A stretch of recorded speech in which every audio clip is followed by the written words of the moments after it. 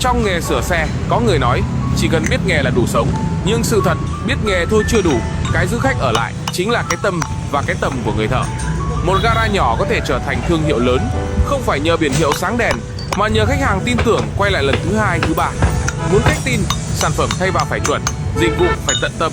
Thay một bộ phanh rẻ tiền có thể lời ngay vài trăm ngàn, nhưng nếu khách gặp sự cố thì mất đi không chỉ khách hàng mà mất luôn cả uy tín gây dựng bao năm.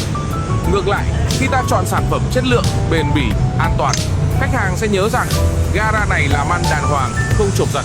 Từ đó họ giới thiệu thêm bạn bè, anh em, người thân, và đó mới là lợi nhuận lớn nhất. Người thợ giỏi không chỉ sửa xe mà còn sửa được niềm tin của khách hàng. Một gara khôn ngoan không chỉ bán phụ tùng mà còn bán sự an tâm.